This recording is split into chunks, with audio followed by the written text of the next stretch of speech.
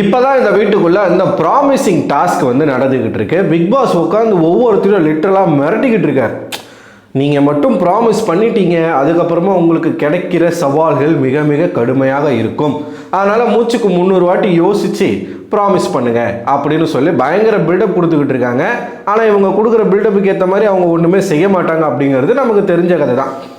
சரி, இதில் என்ன நடந்துச்சு அப்படிங்கிறது பார்த்தோம்னா நம்ம அடுத்த ஒரு வீடியோ அதுக்கு தனியாகவே பேசணும். ஏன்னா நிறைய ஹிடன் டீட்டெயில்ஸ் அதுக்குள்ளே இருக்குது. சரிங்களா, இந்த வீடியோவில் நம்ம எதை பற்றி பேச போகிறோம் அப்படின்னு பார்த்தீங்கன்னா, ஆப்வியஸாக இன்றைக்கி கண்டென்ட் இல்லாத காரணத்தினால ஃபுல் எபிசோடை நம்ம வந்து இதுதான் நடக்க போகுது, அதை நம்ம இதுலேயே பேசிடுவோமே. ஃபுல் எபிசோட்லேயே நான் எதுவுமே பேச போகிறது கிடையாது. ஒன்லி அந்த கதை சொல்ல போகிறோம் டாஸ்க், அதுக்கப்புறமா நடந்த ஒரு பாலிடிக்ஸ்.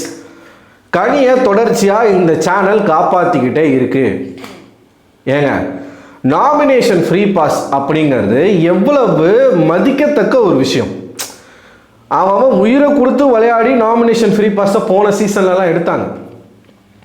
நாமினேஷன் ஃப்ரீ பாஸ் அப்படிங்கிற ஒன்று நமக்கு ஒரு ஆடட் அட்வான்டேஜ் தான்.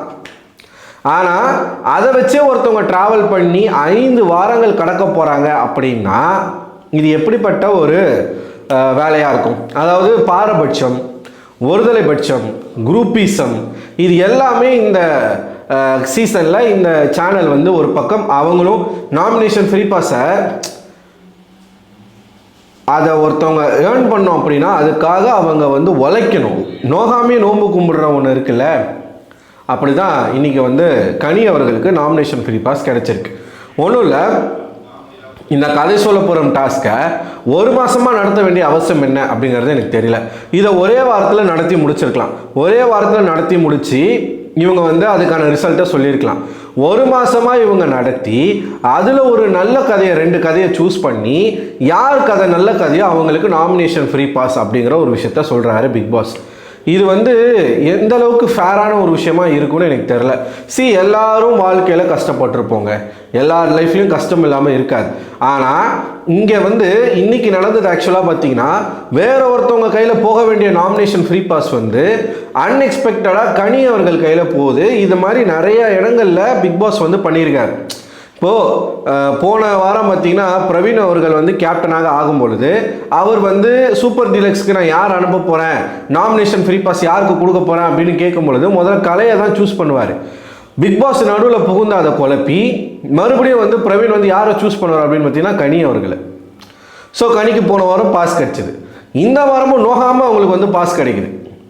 எல்லாரும் கதை சொன்னாங்களா, இன்றைக்கி ஒரு 2 பேர் கதை சொன்னாங்களா, ஒன்று எஃப்ஜே இன்னொன்று சபரி.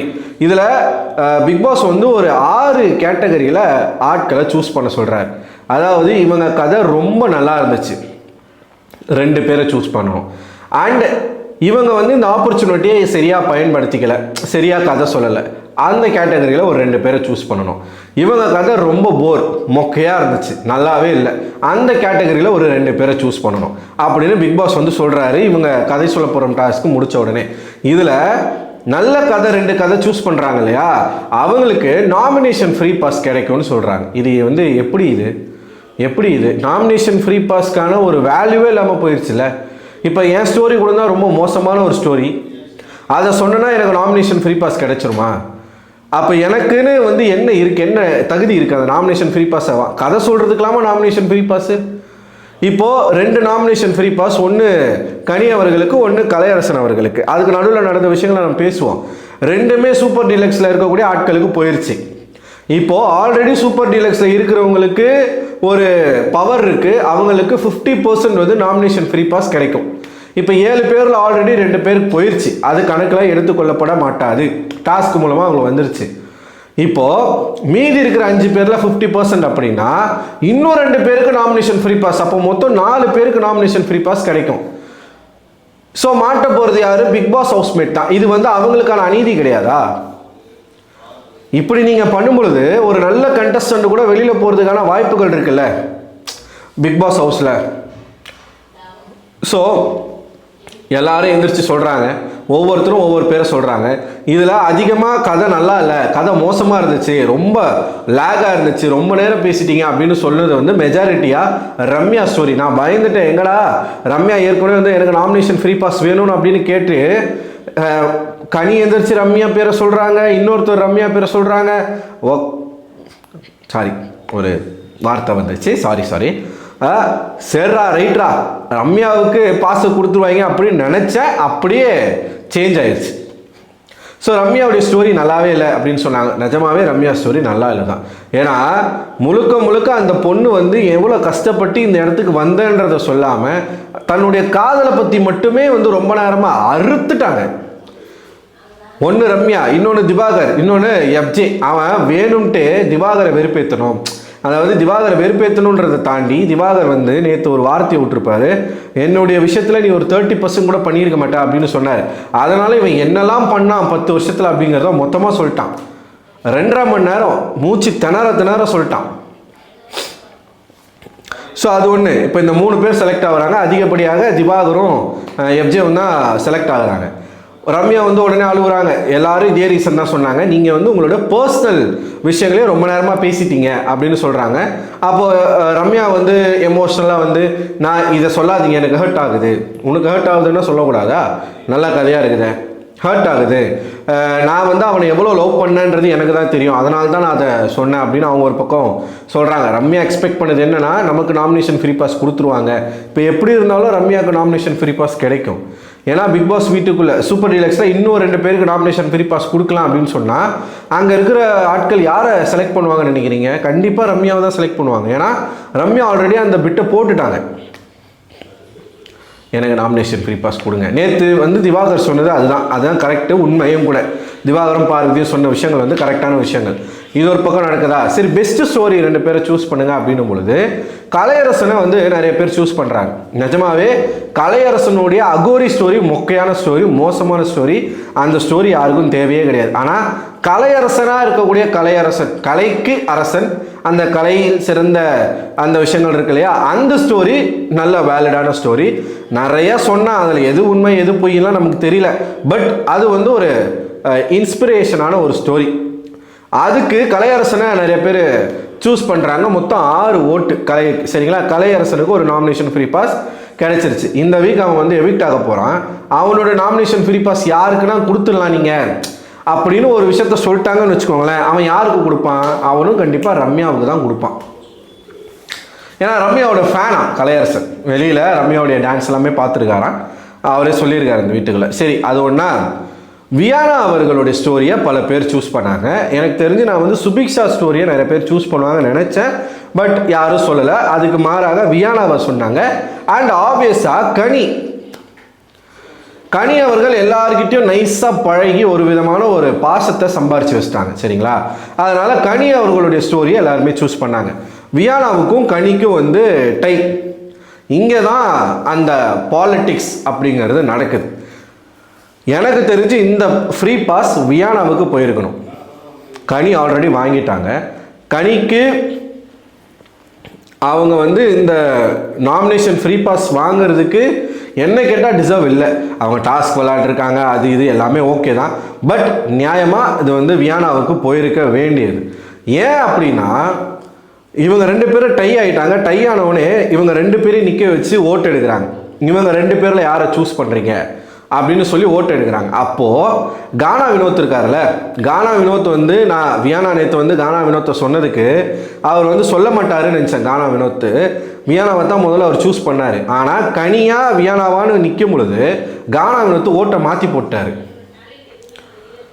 ஸோ மாற்றி போட்டால் அந்த பிபி டீலக்ஸில் இருக்காங்க இல்லையா, டீலக்ஸ் சூப்பர் டீலக்ஸில் மொத்தமாக எல்லாரும் யாரெல்லாம் வந்து கனிக்கு இல்லாமல் ஓட்டை மாற்றி போட்டாங்களோ அவங்க எல்லாருமே கனிக்கு ஓட்டை போட்டாங்க.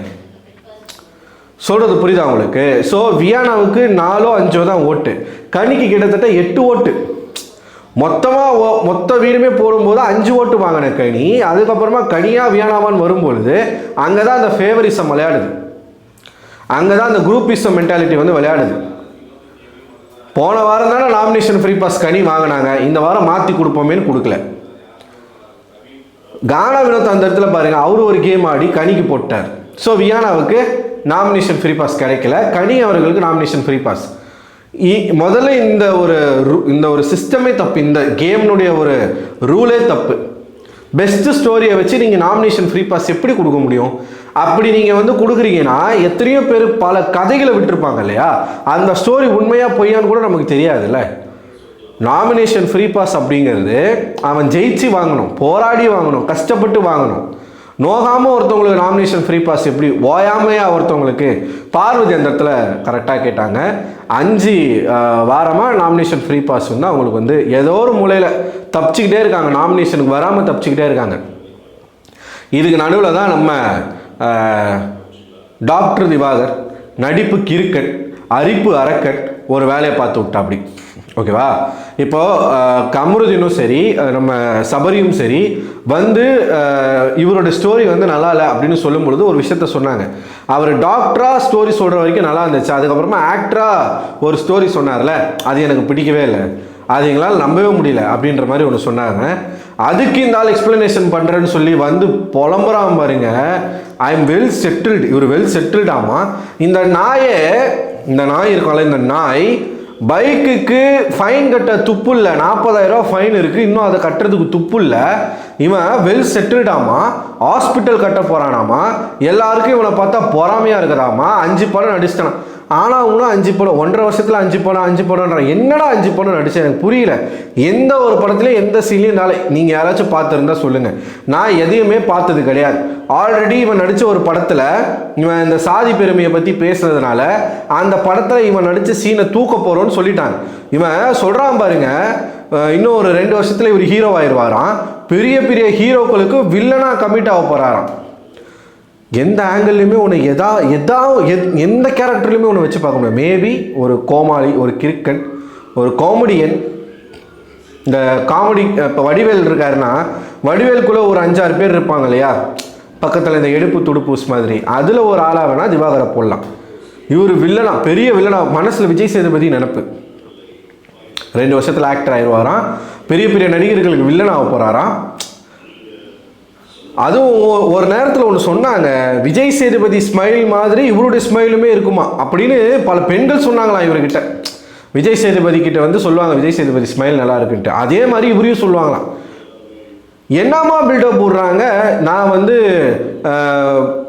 வந்து அவர் நடிகனானதை பல பேரால் ஏற்றுக்க முடியல, வைத்தெரிச்சலாக இருக்கலாம். இவனை பார்த்து ஒருத்தவங்க வைத்தெரிச்சல் போடுவாங்க அப்படின்னா அது வந்து இவனை பார்த்தா பரிதாபமாக இருக்குது சீரியஸாக. ஆனால் இவனை பார்த்தா வைத்தெரிச்சலாக இல்லை, கோபமாக வருது. இப்படிப்பட்ட ஒரு ஜென்மம் சொசைட்டியில் நடமாடிக்கிட்டு இருக்கு. இவன் பேசுகிறதுக்கான காரணம் இவனே கிடையாது. இவனை எவெல்லாம் ஏற்றி விட்டானோ, எவெல்லாம் தூண்டி விட்டானோ அவனுங்க தான். ஒரு பக்கம் இவன், ஒரு பக்கம் பார்வதியை வந்து ஒரு திவாகர் சொல்கிறார், நீ வந்து விஜே பார்வதி இருக்கிறதுலையே எல்லாரை விடவும் டஃப்பான ஒரு கண்டஸ்டன்ட் ஆமாம் அந்த வீட்டுக்குள்ளே. உன் ஸ்டோரியை நீ இன்னும் நல்லா சொல்லியிருக்கணும், நீ என்னென்ன விஷயங்கள்லாம் ஃபேஸ் பண்ணுறது சொல்லியிருக்கணும். மேடம் அது ஒரு பாயிண்ட்டை சொன்னாங்க பாருங்க, நான் மிரண்டேன். நம்ம செல்ஃப் டப்பா அடிச்சுக்கூடாதான். இந்த டாஸ்கே அதுதான். நீ யார் அப்படிங்கிறத சொல்கிறதுக்கு தான் இந்த டாஸ்க்கு. நீ வந்து சொன்னாதான் நீ யாருன்னு தெரியும். பார்வதி என்ன தெரியுமா சொன்னாங்க, நம்ம யாரும் நம்ம சொல்லக்கூடாதுன்னே, நம்ம செஞ்ச வேலை இருக்குது, வெளியில் இருக்குது, அதை பார்த்து மக்கள் முடிவு பண்ணுவாங்க. அதை பார்த்து முடிவு பண்ண மக்கள் தான் உங்களை காரி துப்புனாங்க.